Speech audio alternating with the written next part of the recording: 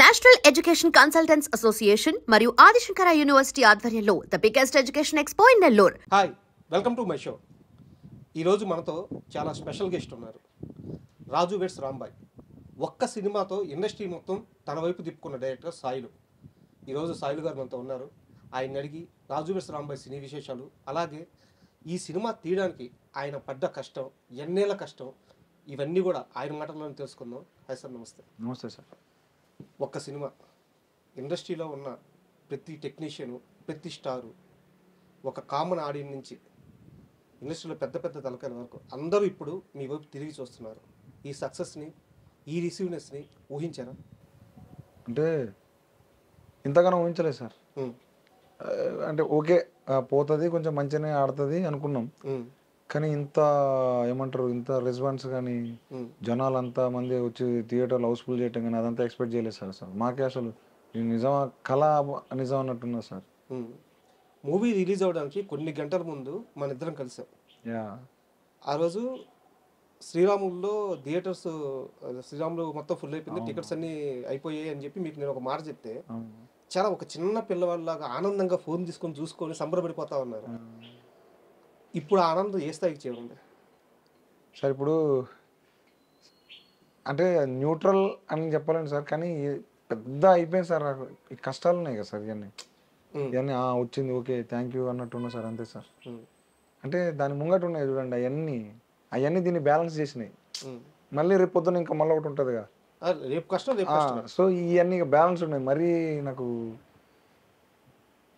అంటే ఎట్లా చెప్పాలో అర్థం కావట్లేదు సార్. ఇది ఆనందం ఉన్నది, మళ్ళీ కాసేపు మళ్ళీ అప్పటి బాధలు గుర్తుకొస్తాయి, మళ్ళీ కాసేపు ఆనందం, అంటే ఇట్లా షిఫ్ట్ అవుతా ఉన్నాయి ఎక్కువగా. సో సూపర్ ఎక్సైటింగ్, అంతే. దాని మించిన ఆనందం ఉంటుంది సార్, నేను అనుకున్న దానికంటే ఎక్కువ అయితే. రాజు వెడ్స్ రాంబాయ్ ఇప్పుడు అంటే సినిమా గురించి ఇప్పుడు నేను కొత్తగా ఇక్కడ కూర్చొని ఎంత పెద్ద సక్సెస్ అయిందో చెప్పాల్సిన అవసరం లేదు. చాలా లాస్ట్ లెవెల్ ఆడిన వరకు, రూరల్ ఏరియా వరకు వెళ్ళిపోయింది సినిమా. అందరూ సూపర్ సక్సెస్ చేశారు, అందరూ ఎంజాయ్ చేస్తున్నారు మూవీని. అయితే సినిమా ఎంత హిట్ అయిందో మీరు కూడా జనాలకి అంతే రీచ్ అయ్యారు. అసలు ఎవరి సాయిలు, ఎక్కడి నుంచి వచ్చాడు, ఇతని నేపథ్యం ఏంటి, ఇంత మంచితనం ఏంటి, ఇంత అమాయకంగా ఉన్నాడేంటి, ఇంత స్వచ్ఛంగా ఉన్నాడేంటి, ఇలాంటి ప్రశ్నలన్నీ సోషల్ మీడియాలో వైరల్ అవుతున్నాయి. ఒక్కసారి మీ నేపథ్యం గురించి చెప్తారా? సార్ మాది ఇల్లెందు మండలం సార్, అంటే ఉమ్మడి భద్రాద్రి కొత్తగూడెం జిల్లా ఇల్లెందు మండలం కొమరారం సార్ మాది.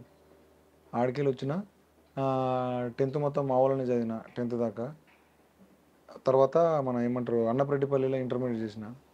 తర్వాత బీటెక్ కారపల్లి కవిత కాలేజ్ చేసిన. తర్వాత ఇంకా 2010లో 13లో బీటెక్ అయిపోయింది.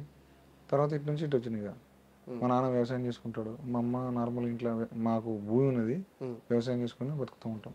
అంటే వ్యవసాయం అన్నారు కాబట్టి నేను ఎక్కడో విన్నాను, ఒకనొక టైంలో ఈ కష్టాలు పడలేకో లేకుంటే ఏం చేయాలో తెలియకో నేను ఇంకా వెళ్ళన్నా, సినిమాలు వద్దు, చాలా కష్టంగా ఉంది, నేను వ్యవసాయం చేస్తాను అంటే మీ నాన్నగారు ఒప్పుకోకుండా లేదు బిడ్డ నువ్వు ప్రయత్నించు అని చెప్పారు. నిజమేనా? అవును సార్. అదే కొంచెం నాకు బాగా అంటే ఇంటికాడ కూడా అప్పుడే 3 సంవత్సరాలు అయింది సార్ పోయి. ఊకుకు ఏమడుగుతాం సార్, వాళ్ళు నెలకి అమ్మ నార్మల్ మాదే మిడిల్ క్లాస్ కూడా అన్నాం మనం. ఊళ్ళలో మిడిల్ క్లాస్ అంటే చాలా తోపాయి, మిడిల్ క్లాస్ కంటే ఇంకొంచెం తక్కువే. సో ఆ ఫ్యామిలీలో రోజుకొచ్చి నెలకు వచ్చేసి 5,000 10,000 పంపలేరు కదా సార్. ఆ టైంలో 3 సంవత్సరాలు అట్లా నాకు ఇచ్చిర్రు, నెల ఇడిచి నెల అట్లనే పంపిర్రు. కానీ తర్వాత నాకే అనిపించి ఏం రావట్లేదు, పోదాం ఇంటికే పోయి ఉందాం, అది వచ్చినప్పుడు ఇంటికి అవకాశం వచ్చినప్పుడు మళ్ళీ పోదాంలే అనుకుంటే మా నాన్న ఒప్పుకోలే. పోరా, పోయినాక ఆల్రెడీ ఉండరాదు అని చెప్పి అన్నాడు. ఇక ఎందుకు ఈ పనులు చేస్తాం, మళ్ళీ సుశీటులు అందరూ ఏమనుకుంటారు. అక్కడ కూడా కొంచెం కాన్ఫిడెన్స్ ఇచ్చింది మావాడు, ఏం కాదు పోను అన్నాడు. అంటే ఇల్లందు నుంచి ఒక 30 కిలోమీటర్ల లోపలికి వెళ్తే మీ ఊరు పేరు చెప్తారు ఒకసారి? కొమరారం. నక్సల్స్ ప్రభావితం ఎక్కువ ఉండే ఏరియా, ఉద్యమాల గడ్డ, తిరగబడే మనుషులు, అణచివేయబడ్డ మనుషులు ఎక్కువ అక్కడ. అలాంటి ఒక నేపథ్యం నుంచి సినిమా అనే ప్రేమ ఎలా పుట్టింది? మా నాన్న సార్, మా నాన్న నేను అంటే చిన్నప్పటి నుంచి ఎందుకు మరి ఆ పిచ్చి, మా నాన్న అంతకుముందు పాటలు, మా ఇంట్లో బాగా టేప్ రికార్డులు ఏముంటుండేది, పెద్ద డెక్కులు ఉండేవి, ఆ డెక్కులలో పాట వచ్చేది. సో అవి వినుకుంటా మా నాన్న కూడా చిరంజీవి గారి ఫ్యాను. ఆ ప్రభావం నాకు మీద పడ్డది. ఆ తర్వాత చిన్నగా పేపర్లలో ఏ సినిమా వచ్చినా దాని గురించి చదవటం, ఎవడన్నారా ఈ సినిమా హీరో ఎవడరా అంటే ఆ హీరో పేరు కాకుండా ఆ డైరెక్టరు, ఆ మ్యూజిక్ డైరెక్టరు, ఆ ఎడిటరు, కెమెరామ్యాన్, ఏమంటారు ప్రొడ్యూసర్ ఎవడు, అది ఏ రోజున రిలీజ్ అయింది అని మొత్తం చెప్పేటండి. అట్లా మైండ్లో పెట్టుకునేటండి. సో అది చిన్నగా ఇక ఘోరం అయిపోయింది. ఇక కథలు రాసి ఎక్కడికి పోయింది అది. నా 6th క్లాస్నే ఎన్టీఆర్ అనే కథ రాసిన.